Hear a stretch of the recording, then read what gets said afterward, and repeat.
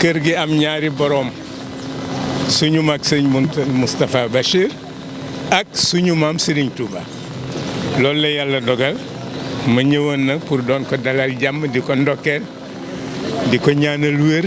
di ko ñaanal sutura di ko ñaanal it leeru maam yëpp bañ koo teggi loolu moo nu fi indi tey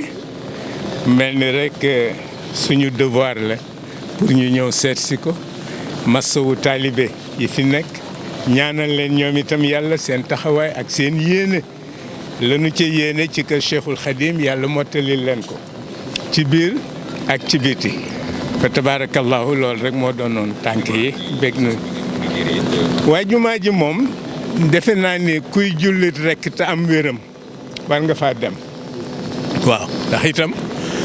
sëñ Cheikh Tidiane Sy dafa am ay njaboot yu jote ñu ànd dem fa pour réconcilier leen mu laaj leen lu ngeen jote ñu ni ko dañu wax ni sunu jumaa yi dafa jegeyoo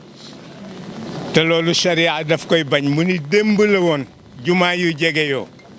mu ni waaye fii ñu toll nag war na jullit bu ca kattanam àgg mu tabaxal yonent bi jumaa jox ko hadiya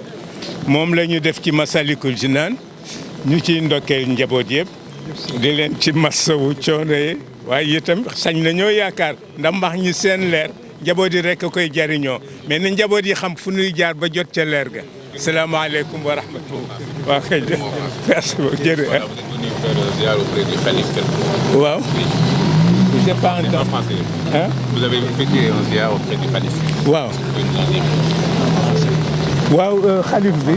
Mais en français, dafa bëgg nga wax en français. en français j'oublie souvent mon vocabulaire à la maison mais je suis de cœur avec vous et je vais rectifier ça inchallah. Masha'Allah. Allah ma'akum.